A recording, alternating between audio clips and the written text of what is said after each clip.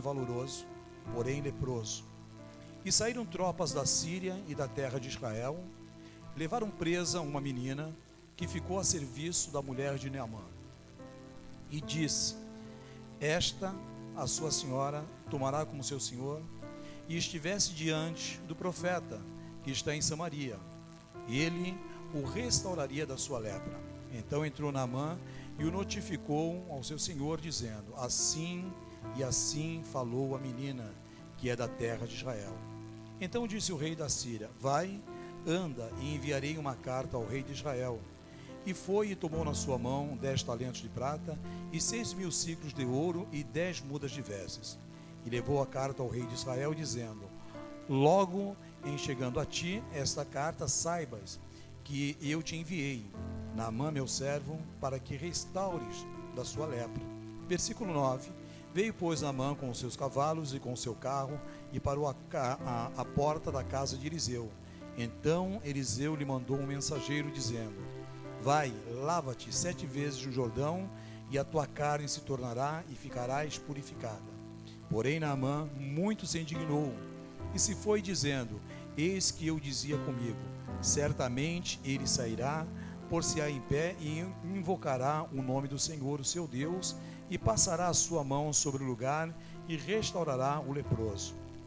Não são, porventura, Abana e Farpar, rios de Damasco, melhores do que todas as águas de Israel?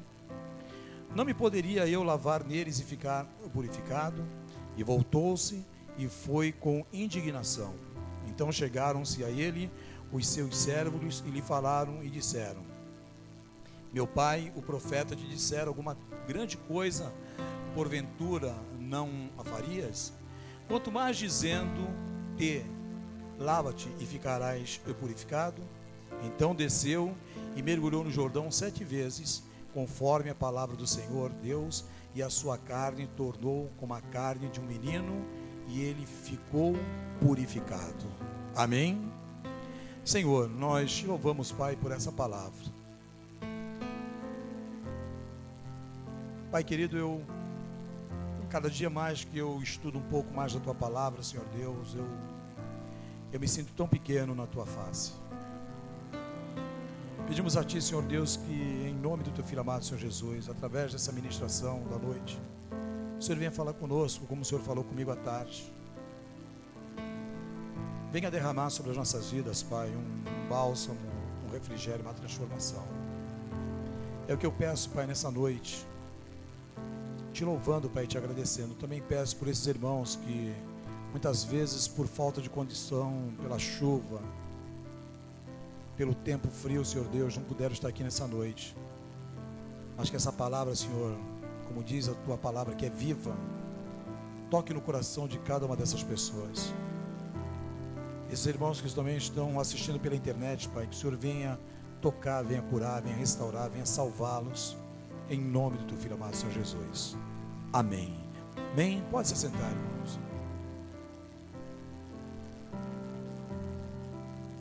Irmãos, a palavra de Deus, assim, ela é uma palavra que, na verdade, a gente começa a entender e compreender algumas coisas. E eu falo para vocês que eu gosto de trazer temas em todas as mensagens que eu trago. E dessa vez eu quero falar que de arrogante a servo. Repita comigo: de arrogante a servo. E como eu ministrei hoje, na parte da manhã, por que as circunstâncias não, elas mudam as nossas bênçãos? Por que as coisas que acontecem ao nosso derredor acabam nos tirando do foco da presença de Deus? Então esse versículo, que nós lemos, trata-se de um relato da cura da lepra com intervenção do profeta Eliseu. E aí eu peguei e observei duas situações interessantes, ou dois efeitos de cura. A primeira foi a restituição da saúde física. Repita comigo: restituição da saúde física. E a segunda, que a gente para observar, é a transformação da vida de Naamã. E eu vejo que na verdade, o mais interessante ali não era a cura da lepra. Muitas vezes nós estamos curados externamente e meu interior está doente. A minha alma está doente. Os meus sentimentos estão doentes. As minhas atitudes estão doentes. E como eu venho ministrando aqui de manhã cedo, eu tenho um problema na alma e não entendo que meu problema está na alma. Naamã, ele tinha um problema externo. E Deus, ele permitiu que ele tivesse esse problema externo para que ele viesse consertar o seu problema interior. Vamos entender isso? Diga amém. É por isso que nós falamos, né?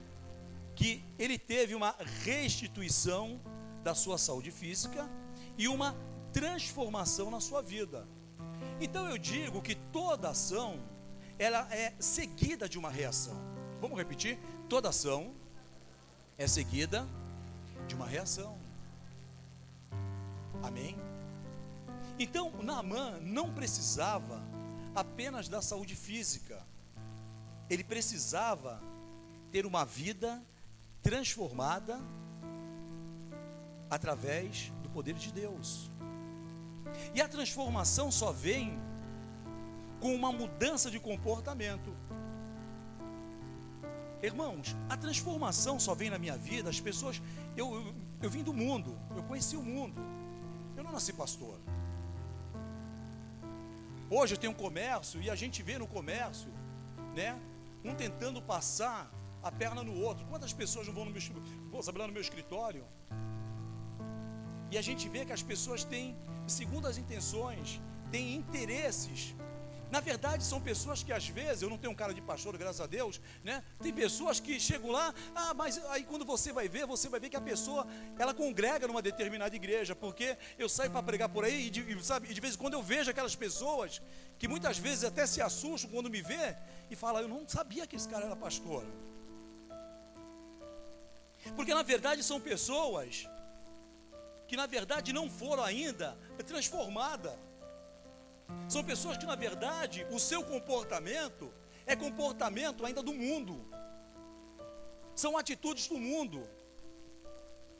São movimentos do mundo. Hoje eu até brinquei aqui, né? Você fala palavrão? Você passa as pessoas para trás?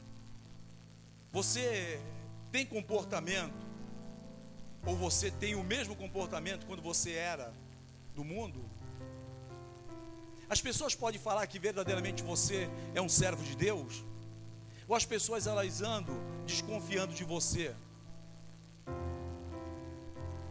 Quantos entendem isso? Diga amém. Quantos entendem de verdade? Diga amém.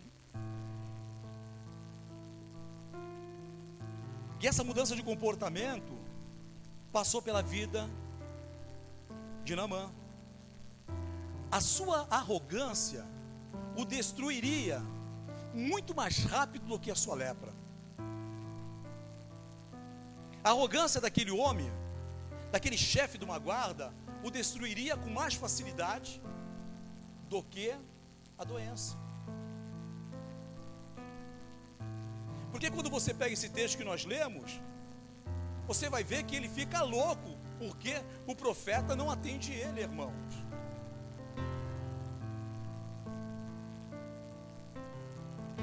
Eu atendo em média quantas pessoas lá por dia, filha?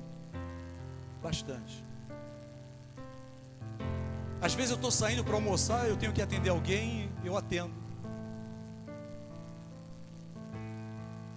No passado eu tenho certeza que se acontecesse isso, eu falava, não, você volta depois do almoço, que aí eu te atendo. E quem trabalha por conta própria não tem horário de almoço. Eu posso fazer 1 hora, 2 horas, 3 horas, 4 horas. E o arrogante geralmente faz o horário do almoço dele 3, 4 horas. Não está nem preocupado se tem alguém esperando ele ou não. Amém? E Naamã, na verdade, ele não suportou quando o profeta falou com ele. O profeta nem falou com ele. Mandou o seu mensageiro. Avisa para ele. Sabe, para fazer isso. Então, biblicamente falando, eu vejo que naquele momento Naamã já estava passando por um processo de transformação. Repita comigo: um processo de transformação. Quantos querem ser transformados nessa noite? Fala para o teu irmão: mas vai doer, meu irmão. Toda transformação dói. Toda transformação machuca. Toda transformação, meu irmão, mexe. Quem tem mais de 50 anos vai lembrar disso. Tinha um remedinho chamado mentiolate, é isso o nome? Aquela praga que ardia pra caramba, irmão. E eu não sei quem inventou que quando arde sopra. Isso não existe, é mentira. E quando eu me ralava, o meu medo é que a minha mãe vinha passar aquele troço no meu machucado. Ele era bonito, ele era bem colorido. Depois surgiu o incolor. Quem não tinha grana passava ao hospital de mercúrio. Quem lembra disso aí? Que tu chegava no colégio todo roxo, irmãos. Era o mesmo remédio que passava no cachorro, na sarna do cachorro. Mas é transformação. Para você curar aquela ferida, tem que passar o mentiolate para arder mesmo. Depois que o mentiolate ele parou de arder, parece que ele não fazia mais efeito. Fala para o teu irmão: então você tem que ser bastante machucado, cara, para chorar bastante, para Deus te mudar. Quantos estão entendendo? Diga amém. Aleluia. Então, por que a arrogância ela fala mais alto que a lepra? Eu comecei a me questionar à tarde, irmãos. Por que a arrogância fala muito mais alto que a lepra? Quer que eu te dê a resposta? Porque a lepra, ela é externa. E a arrogância, ela é interna. E aí eu fiz um pequeno estudo aqui sobre a arrogância, que daqui a pouco eu vou falar para vocês. Mas o profeta Abadias, ele tem um versículo que diz assim: a arrogância do seu coração o tem enganado. Você que vive nas cavidades das rochas e constrói sua morada no alto dos montes, você que diz a si mesmo: quem pode me derrubar? Ainda que você suba tão alto como a águia e faça o seu ninho entre as estrelas, dali eu o derrubarei, declara o Senhor. Palavras escritas no livro do profeta Obadias. Arrogante é um adjetivo de dois gêneros que expressa uma característica negativa de um indivíduo que carece da humildade, que se sente superior aos outros. Então, todo arrogante, na verdade, ele tem uma característica negativa que carece da humildade. Se eu perguntar para você quantos são humildes, nós vamos falar o quê?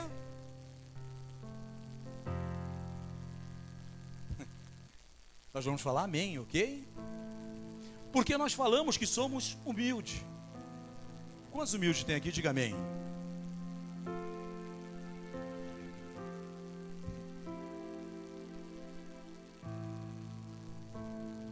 Humildade é algo fundamental na vida do ser humano, irmãos. Humildade é algo que o ser humano ele tem que ter. Eu ministrei esses dias, né? Está faltando amor novamente. Nem casais estão se amando mais. Não existe mais aquele amor. Hoje eu comentei, hoje de manhã cedo. Não quero, vou falar. Tem coisa que eu tenho que falar. Não dá para parar. Eu acho um absurdo mulher que não gosta de rosa, irmãos. Por favor, você não levante a mão, porque algumas levantaram hoje e eu não quero te expor. Mas se você não gosta de rosas com vida, quando você morrer vão jogar no teu caixão. Como que a mulher não gosta de uma rosa? Porque na verdade o amor acabou. Não existe mais amor. Não existe mais homens apaixonados. Não existe mais homens que abrem a porta do carro para a mulher. Não existe mais homens que puxam a cadeira, não para a mulher cair, para ela sentar.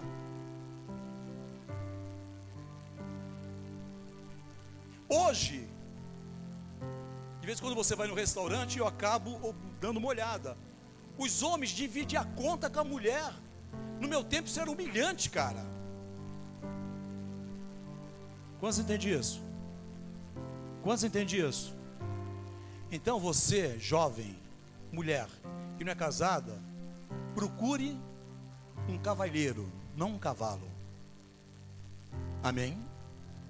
Quem é solteira, procure um cavalheiro, não um cavalo. E você que não consegue ser cavalheiro ainda, começa a observar o comportamento do teu pai. Se teu pai não é um cavalheiro, ele é um cavalo. Quantos entendem isso? Amém? Irmão, nós precisamos mudar esse quadro. Porque o que nós vamos ensinar para essas crianças que nós estamos orando por elas? Quando você vai aconselhar casal, o problema são os mesmos. Pastor, ele não liga para mim, ele fica no videogame, ele quer assistir o jogo sabe, das Olimpíadas é muito mais importante. Pastor, que isso, ele nunca me deu um presente. Pastor, ele esquece o dia do meu aniversário. Meu irmão, não se esquece data do aniversário da mulher, pô. Isso é data que não pode esquecer, cara. Você vai carregar esse problema para a tua vida até a morte. Amém? Amém? Da tua mãe tu não esquece. Tua mãe já era, acordou o cordão umbilical, meu irmão. Agora é a tua mulher. Tu não pode esquecer. Se eu esquecer a data de nascimento da pastora Leia, meu irmão, eu vou dormir com o Fred. Não é o Fred Flintstone, é o meu cachorro. Você entende? Quantos não entendem de verdade? Diga amém.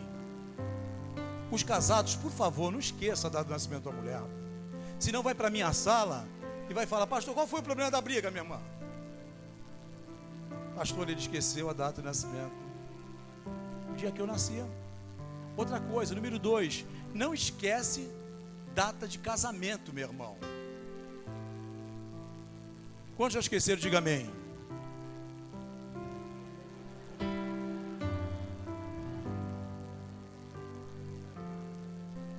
Eu tenho certeza que a mulher dormiu de calça jeans um mês, cara. Dormiu, tenho certeza. Não tem jeito, pô.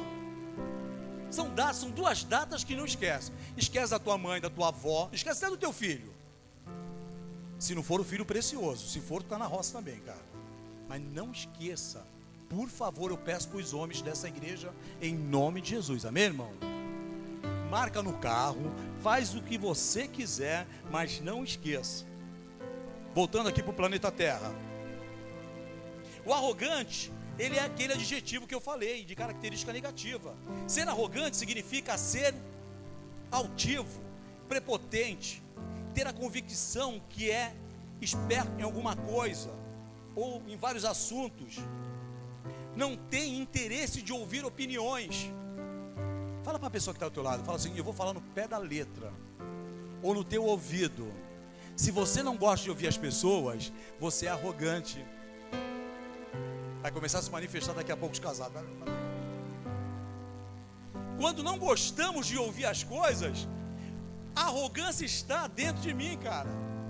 Irmãos, ainda bem que a pastora Léa está aconselhando lá dentro. Eu sou um cara que eu gosto de ouvir a beça mesmo. Vocês creem nisso? Eu também não. Mas eu preciso me policiar. Os homens, fechem os ouvidos, sabe, por favor. Os homens, colocam as duas mãos no ouvido. Quem tem mão? Vou falar algo para mulheres.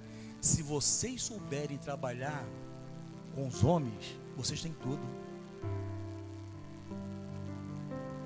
Sabia disso? Mas a mulher quer sempre falar mais. Então a gente passa a responsabilidade arrogante para ela.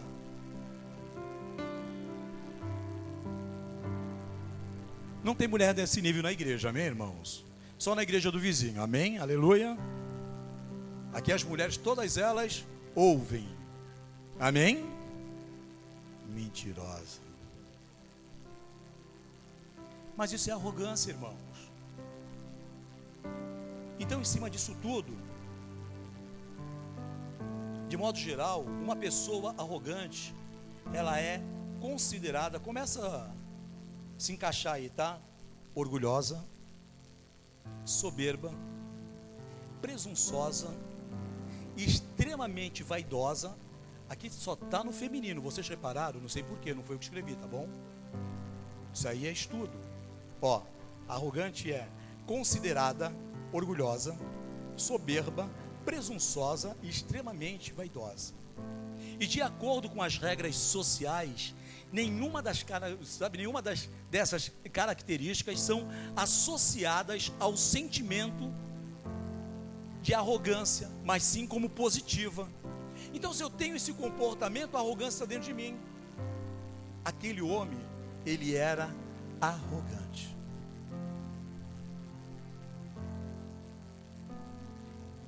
E a arrogância faz parte do nosso dia a dia,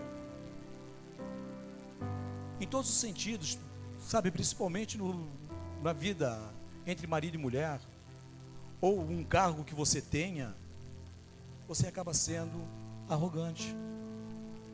Mas no livro de Provérbios 16, versículo 4, diz assim: o Senhor, Ele criou tudo o que existe com o propósito definido, até mesmo os ímpios para o dia do castigo. No versículo 5 diz: abominável é o Senhor, todo arrogante de coração. É evidente que não ficará sem a devida punição. Por intermédio da misericórdia e da verdade se faz expiação do pecado, e pelo temor do Senhor o ser humano evita todo o maligno. Então hoje a formação espiritual da pessoa se distanciou das escrituras de Deus. Toda a formação espiritual de hoje se distanciou da presença de Deus, porque na verdade o que vai nos mudar é a palavra. Quantos creem nisso? Diga amém. E biblicamente falando, é isso que significa. Quem nos muda é a palavra. E na teologia, né, que significa estudo da existência de Deus, está o que? Infectada no humanismo e nas tradições de preceitos humanos, que isso na verdade não constrói o caráter e não edifica as almas, não transforma as pessoas, porque não há vida com Deus. Então o arrogante, ele não tem vida com Deus. Ele acha que ele tem uma vida com Deus, mas ele não tem uma vida com Deus.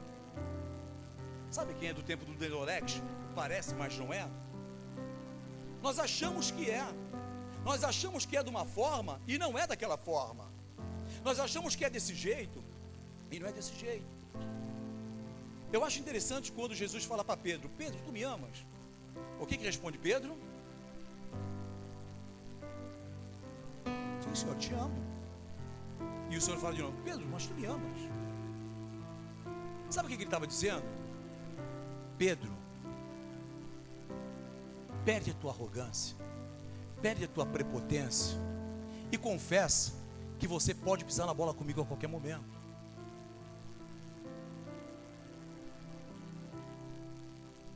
Quando Jesus começa a questionar, Ele está falando. Quando a pessoa começa a te questionar, não é porque ela quer o teu mal, é porque talvez ela tenha visto coisas que você não chegou a ver.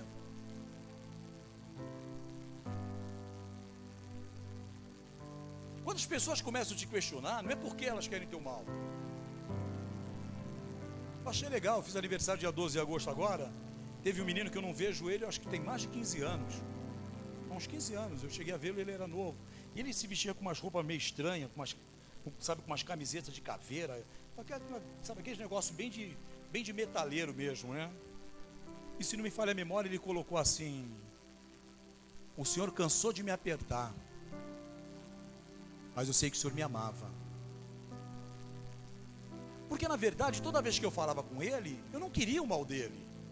Eu queria que ele se livrasse daquelas coisas horríveis. Desenho de caveira, imagens de caveira, eu não sei se você gosta, eu acho muito feio. Se você gosta, depois tua ficha de libertação, tá, irmão? Porque não é de Deus, pô, misericórdia.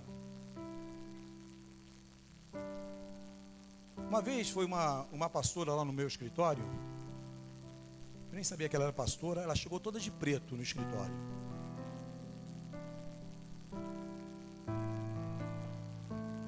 E aí ela entrou, ela estava com um problema lá com a igreja dela. E eu comecei a ver, sabe, achar estranha aquela mulher toda de preto. E eu fiz a seguinte pergunta. Ela podia até ter me dado um rodo na época, né? Eu falei, pô, sabe, a senhora é viúva? Ela falou, o senhor percebeu? Pô, ela de preto. Falei, não, a senhora está de luto? Ela, eu estou de luto. E eu falei, e a senhora é pastora? Falei, eu sou pastora. Falei, irmã, mas você conhece a palavra? O seu marido era convertido? Sim. E por que a senhora usa esse luto? A senhora sabe que isso, pô, sabe, isso não existe. E eu comecei a conversar com ela e ela foi se alegrando. Eu falei, irmã, coloca uma roupa alegre.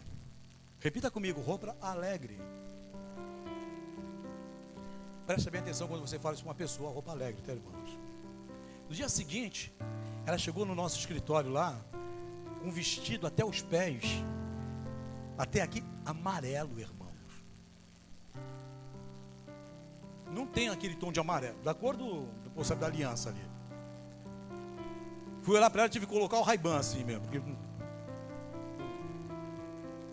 irmã, não precisava ser tão alegre assim, né? Mas aquilo é algo que a gente carrega dentro da gente. Somos pessoas muitas vezes tristes, porque não entendemos o que está fazendo mal para o nosso interior. E o elemento divino, sabe, o elemento divino, que é o Espírito Santo de Deus, ele não está presente a tal comportamento. No comportamento da arrogância, no comportamento da prepotência, da altivez, o Espírito de Deus não está presente, irmãos. E aí, onde tem o texto, lá em João 8,32, que diz, conhecereis a verdade e ela vos libertará. É a palavra de Deus que diz. Então, em cima disso, eu entendo que é só Jesus que altera o meu mudar e o meu interior. Quantos querem ser mudados nessa noite? Mas essa mudança, eu preciso ter alguns comportamentos nessa mudança. Esse comportamento, ele tem que começar no meu interior. Porque por mais que você esteja com lepra, e lepra é uma doença da pele, é uma doença externa. Por mais que você esteja com lepra, se você tiver com o teu coração totalmente restaurado, você expulsa toda a lepra externa que há dentro de você. Quantos entenderam isso que eu falei? Diga amém.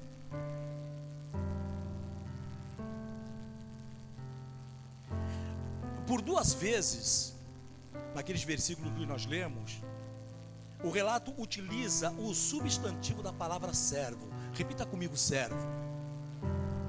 Para expressar essa mudança. De um lado, percebe-se a arrogância de Naamã, que admirava, sabe, do fato de Eliseu não vir a seu encontro e enviar um mensageiro. Está lá em 2 Reis 5:11, né? Entendeu? Então, na verdade, ele não aceita aquilo. E após a cura, a arrogância dá lugar à reverência para com o profeta. Aonde Naamã fala, servo do profeta. Olha que interessante, como Deus já estava trabalhando na vida daquela pessoa. E às vezes Deus está trabalhando, sabe, nas nossas vidas, e eu por algum motivo, eu não permito que eu fique puro daquela lepra, que eu fique limpo daquela lepra. Esse homem já começou a mudar a forma dele falar. Quando a Bíblia diz assim, pelo fruto te conhecereis, é na forma de você falar e no teu comportamento que as pessoas te conhecem. Quantos entendem isso? Eu estava no hotel Budjândia, e nós estávamos já no hotel, acho que 2 dias, né? A gente tomando café.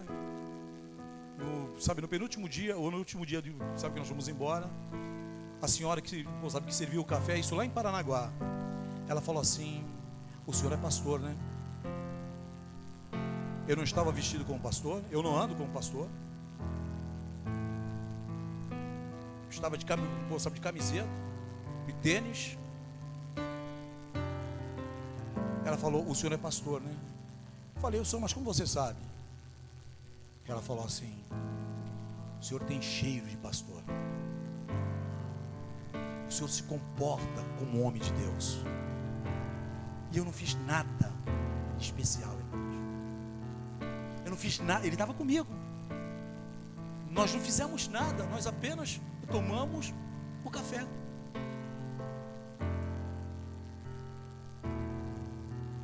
Quantos entendem essas coisas? Diga amém. É tempo da igreja começar a mudar o seu comportamento, mudar suas atitudes. E ele começou a mudar dele. E no versículo 5,15, ele praticamente implora para que Naamã aceite o presente dele. Irmãos, hoje é interessante, eu lembro uma vez que eu fui ministrar numa igreja em São Paulo. A primeira coisa que a pessoa que me convidou falou assim: pô, pastor, quanto o senhor cobra para ir no evento da minha igreja? Eu falei: o quê? Quanto que eu cobro?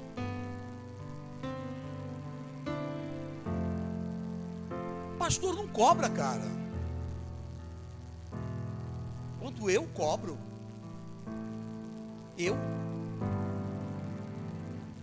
Se eu não tiver Deus na minha vida, eu não sou nada, cara. Como que eu vou cobrar? E na época nós fomos para São Paulo, o Otto lembra, o Felipe lembra, a Luana, nós levamos um ônibus, irmãos.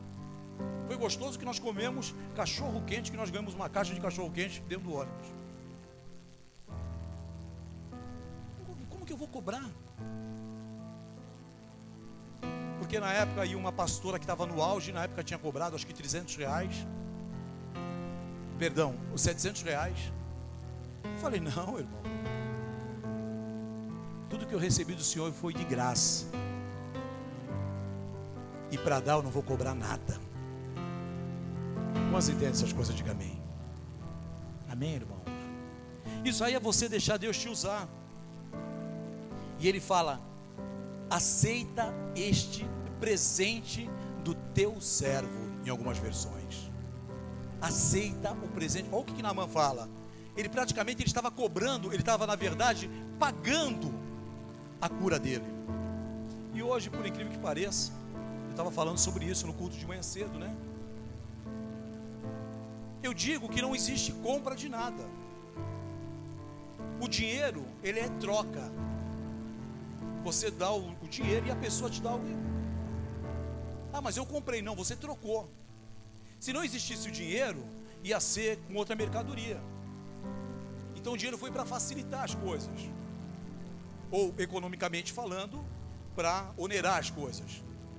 Mas tudo que você faz na tua vida é com troca. Mas o servo de Deus, ele não depende de troca. O servo de Deus, ele depende de Deus. Amém, irmãos? O servo de Deus, ele depende de Deus. Naamã, no início do relato, ele é apresentado pelo rei de Arã, lá na Síria, pelo rei Arã, na Síria, como seu servo. Depois Naamã é designado como servo de Eliseu, lá em 2 Coríntios, em 2 Reis 5, 15 e 18, definindo em 2 Reis 5, 1, como chefe do exército do rei de Arã.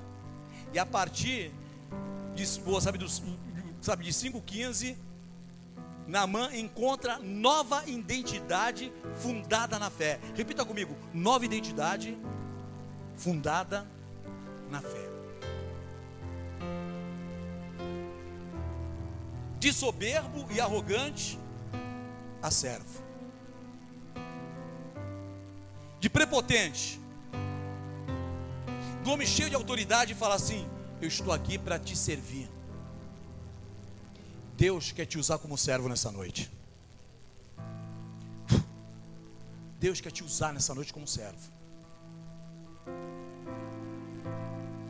Eu sempre falo isso, no começo do meu ministério, Deus começou a me usar muito, irmãos. A minha esposa sabe disso. Tinha várias revelações. E eu chegava para a irmã, já contava a vida da irmã. E quando eu chegava na igreja, tinha pessoas que fugiam de mim.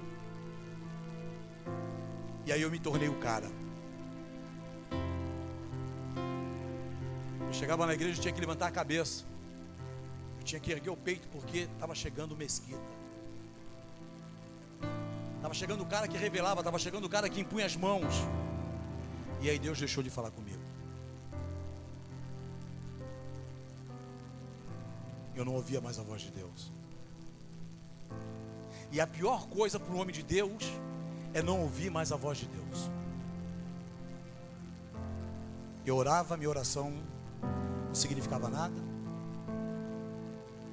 E aí eu comecei a querer ouvir alguém falar a meu respeito. Eu precisava daquilo. Quantos já passaram por isso? Diga amém. Se você nunca passou, irmão, não queira passar, por favor. Porque é como se você estivesse seco. Você não ouve mais a voz de Deus. Você não é mais usado por Deus. E meu coração foi endurecendo. Até que eu fui num culto e Deus ali não falou ainda comigo, mas começou a falar com as pessoas. Eu falei: Senhor, eu preciso voltar ao teu encontro com o Senhor novamente. E quando eu me quebrantei na presença de Deus, Deus voltou a falar comigo. Como assim tem essas coisas? Diga amém. Ser chamado de homem de Deus, irmãos, talvez seja apenas um título para algumas pessoas. Mas ser chamado como homem de Deus, você tem que ser referência onde você coloca a planta dos teus pés. Você tem que corrigir o teu falar. Você tem que corrigir o teu caminhar. Você não pode andar com qualquer pessoa. Você tem que dosar a tua palavra para você ser chamado de homem de Deus. E aí Naamã encontra uma nova identidade. Repita comigo: nova identidade. Uma nova identidade fundada na fé do Deus de Israel. Quando ele diz: agora sei que não há Deus em toda a terra a não ser em Israel. Fala para o teu irmão: agora eu sei que existe um Deus verdadeiro que anda contigo. Através, presta bem atenção, meu irmão, através da vida do irmão que está do teu lado, as pessoas vão ver que existe um Deus verdadeiro que anda contigo. Você não precisa ter uma placa de crente, você não precisa andar de terno, você não precisa nada, meu irmão. Basta você abrir a tua boca e a glória de Deus é manifesta através do som que você transmite. A irmã Isabel anda meio enferma, né? Mas é uma pessoa que tem a glória de Deus na vida. A Isabel doente, ela dá risada, está feliz, toda hora alegre. Você fala com a Isabel, toda mostrando os dentes. Eu não sei se porque ela é gorda, né? Que geralmente o gordo, ele parece que é mais alegre, irmão. O gordinho parece que é mais alegre, né? O gordinho está toda hora dando risada. O magro parece que é porque é magro, deve ser, né, irmão? Mas está toda hora alegre. Servo de Deus, ele tem que ser um povo alegre. Fala para o teu irmão: seja alegre. Fala: você já é feio a beça, meu irmão. Olha o cara com o nariz que eu tenho, irmão. Como diz meu filho, a minha cara está riando depois de velho, né? Já pensou? Eu já não sou muito bem. Eu não tenho um bom humor, né? Eu não sei nem dar risada, irmão. Quando eu dou risada para tirar foto, vocês pensam que eu estou brincando? A minha risada é aquela mesmo, né, Léia? E depois acaba. Não sei. Raramente eu dou gargalhada. Muito difícil. Talvez seja um defeito de fabricação. Mas eu sou feliz.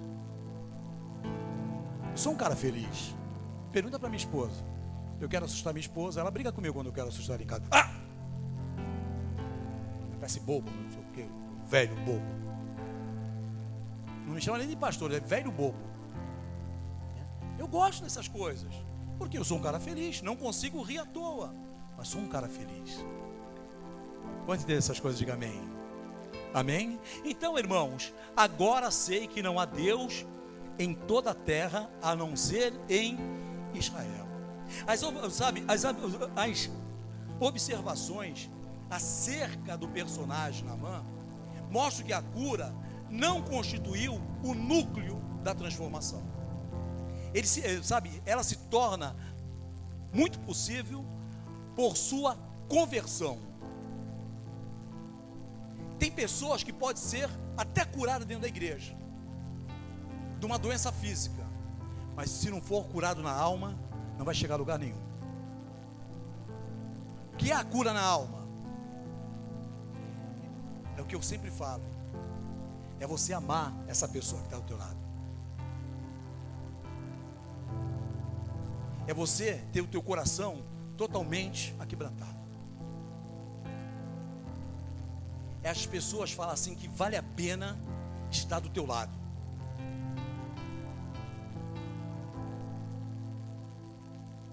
Quando eu fazia faculdade, tinha um amigo, ele é até policial. Eu acho que ele era espírita, porque ele falava: pô, Mesquitão, quando tu chega perto de mim eu sinto energia, rapaz.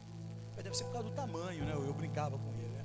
Uma energia, rapaz, eu sinto um negócio mesmo, cara, um negócio estranho, rapaz. E eu falava para ele: sabe o que é isso? É a glória de Deus. Fala para o teu irmão: as pessoas veem a glória de Deus na tua vida ou te vê como um vendedor de rifa? Vocês conhecem o vendedor de rifa? Quando ele chega, tu se esconde, cara. Até na igreja, nessa igreja não pode ter rifa, eu sou contra a rifa.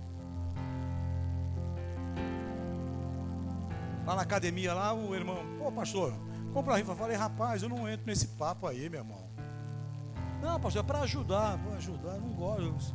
Isso aí não é bíblico, rapaz, isso aí é encapetado, meu irmão. Não, pastor, é ações entre amigos. Mudaram o nome de jogo de bicho para loteria, cara. Pô. Aleluia. Falei: coloca aí, coloca meu nome. Vê se tem mesquita aí. Não tem mesquita. Eu falei: então não vou assinar. A gente brinca, mas é sério, irmãos. Repita comigo: o Naamã quebra a lógica humana, visando que a circunstância não poderia levá-lo a perder a cura. Pela lógica, ele perderia. Mas olhando pelos olhos humanos, Naamã já havia conquistado o seu objetivo. Repita comigo: ele já havia conquistado seu objetivo. Talvez na sua mente, talvez no seu corpo, talvez na sua atitude, a cura era fundamental para ele. Mas quando você começa a ler a palavra e entender, você vai ver que ele já estava sendo transformado. Ele já estava sendo, repita comigo, ele já estava sendo transformado.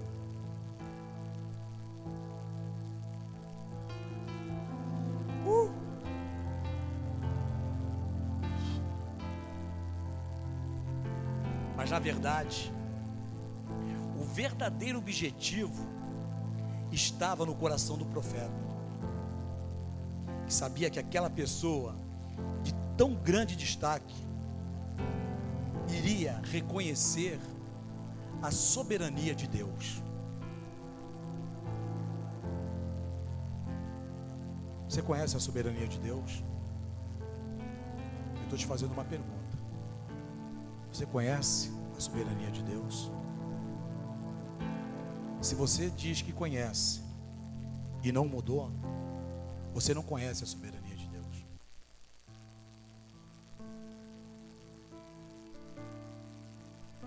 Se os teus comportamentos, se as tuas atitudes são as mesmas atitudes da velha criatura, você ainda está com lepra.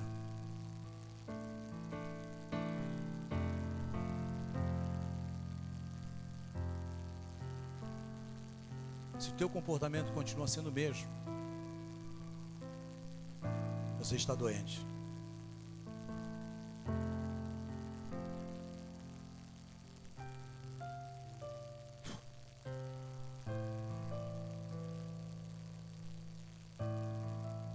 Eu tenho já um bom tempo de conversão.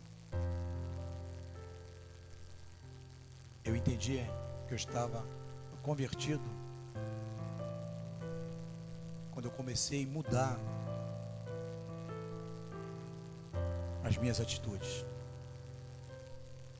Eu sou casado com a Leia há 33 anos.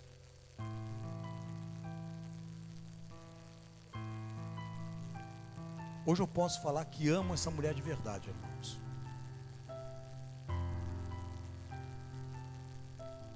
Porque nesses 33 anos, a gente vai se acostumando. E depois, a paixão, ela acaba, porque eu digo que todo mundo se apaixona quando se casa. Todo mundo é apaixonado. O amor, ele vem com o tempo.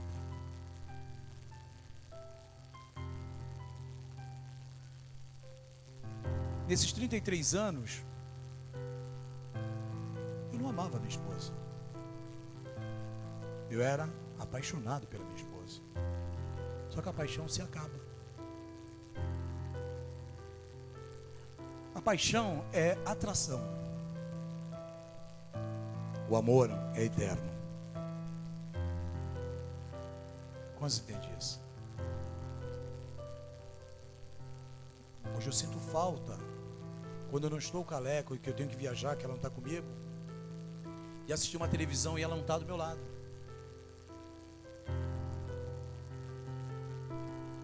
De não abraçá-la, de não ouvir ela brigando comigo.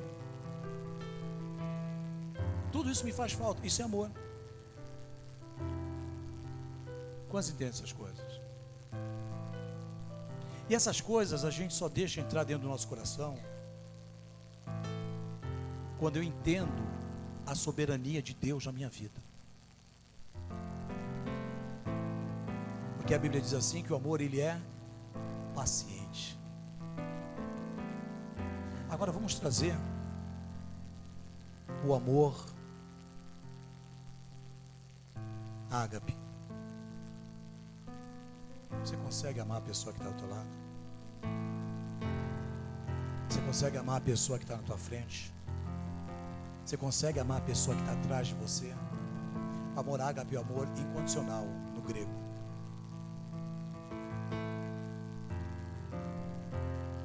Você consegue amar o teu irmão de uma forma ágape? Independente do defeito desse cara, eu amo.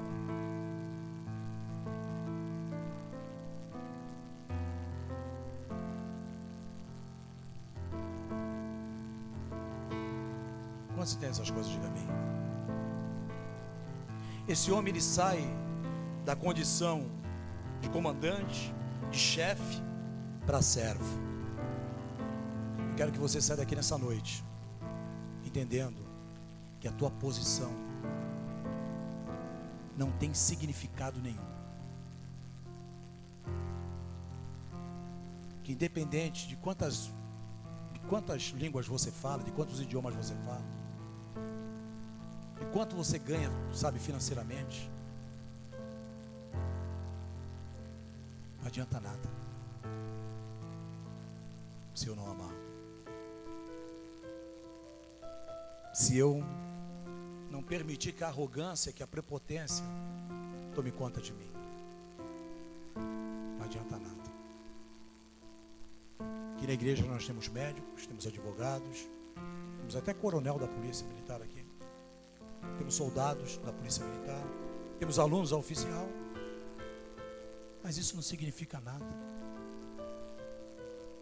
se não existir amor.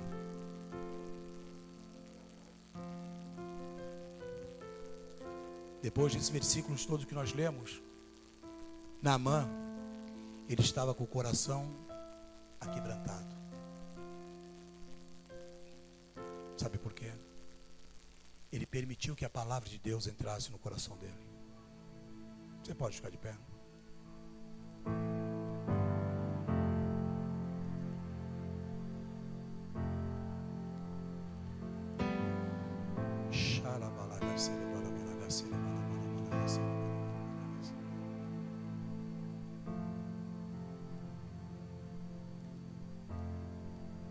Talvez você não conheça o teu coração, mas Deus conhece o teu coração.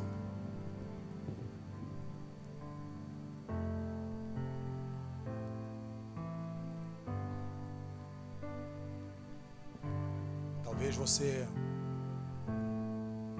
acha que você é o cara, acha que você é tudo, que não precisa mudar, não precisa ter transformação.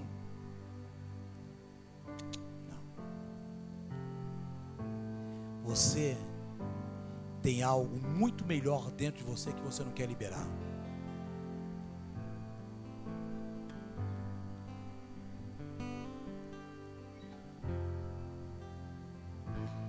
Você tem algo dentro de você que você esconde. Talvez ninguém nunca tenha falado para você que te amava e você também não consegue transmitir que consegue amar alguém. Eu tinha esse problema comigo. A Luana, como é minha primeira filha, eu tinha dificuldade em beijá-la, porque eu nunca fui beijado pelos meus pais. Nunca fui beijado pelos meus pais porque numa família de 8 eu sou o caçula, meu irmão mais velho tem 72 anos de idade. Então você imagina quando eu nasci. Meu pai já tinha uma certa idade.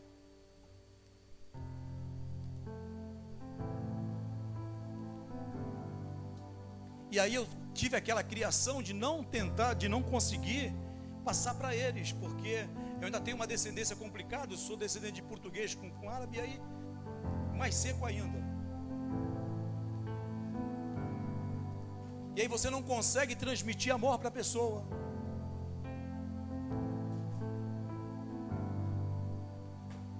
Quanto entende essas coisas, diga amém. E a gente acaba refletindo, ou sendo o reflexo, passando aquilo para a sua família.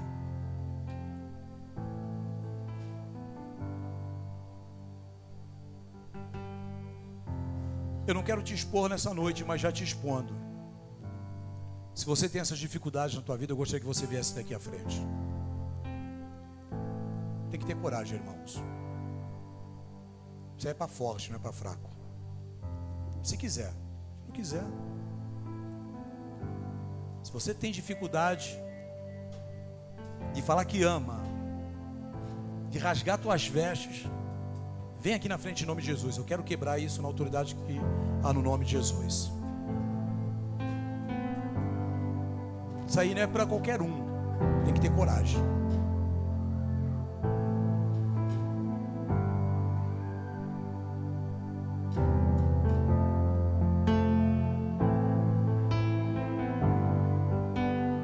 Esses dias eu falei aqui, a nossa geração, a geração quem tem mais de 50, é uma geração que na verdade nós respeitávamos os nossos pais, mas nós não tínhamos liberdade de abraçá-los. A geração de hoje abraça com muito mais facilidade, mas acaba não respeitando.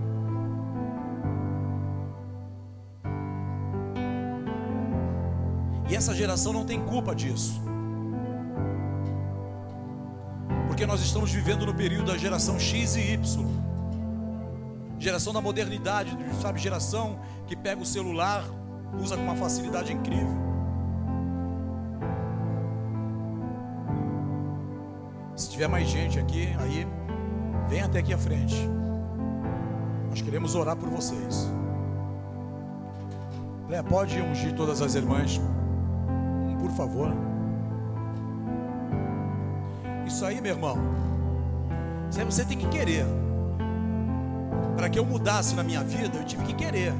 Eu tive que vencer um monte de barreira. Eu tive que vencer um monte de paradigmas na minha vida.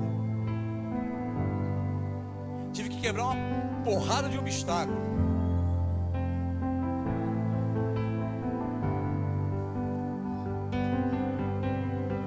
Chama elas para perto de ti e pode orar por todas elas, né? Faz favor.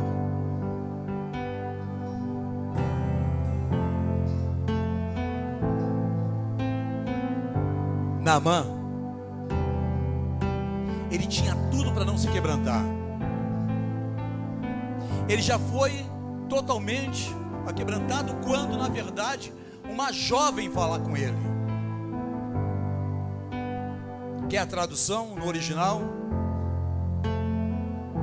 Na minha terra tem um homem que pode curar o Senhor.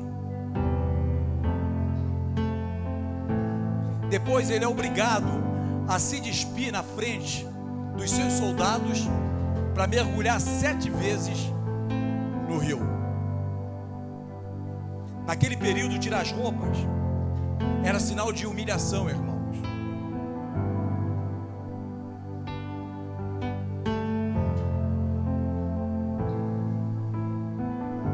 Mas ele reconheceu que tinha um Deus que poderia transformar a vida daquele homem.